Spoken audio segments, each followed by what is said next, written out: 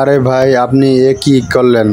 একজন মুসলিম ভাই অসুস্থ, হেলে নামাজ পড়তে পারে না, তারপরেও চেয়ারে বসে নামাজ পড়ে। এতে মুসলিম ভাইদের জন্য গর্ব। আর আপনি তো ইহুদির মতো পাপের কাম করলেন। নিজে তো নামাজ পড়েন না, আর একজনকেও নামাজ পড়তে দেন না, হিংসা করেন। এই মুসলিম ভাই জান্নাতে যাওয়ার জন্য রাস্তা করেন, আর নিজে তো জাহান্নামে যাওয়ার রাস্তা করেন। একজন মুসলিম ভাই আর এক মুসলিম ভাইকে সহযোগিতা করা উচিত, তা না করে আর একজনের ক্ষতি করো। তোমার ক্ষতি করবেন আল্লাহ।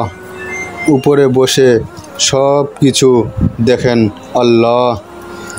একদিন তো বিচার হবে।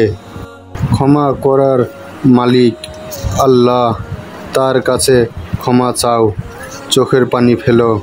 যে যেমন করবে তেমনি বিচার পাবে। ভাই আমার ভুল হয়ে গেছে, ক্ষমা করে দিয়েন। হে আল্লাহ, আমাদের সবাইকে ক্ষমা করে দাও। আমিন।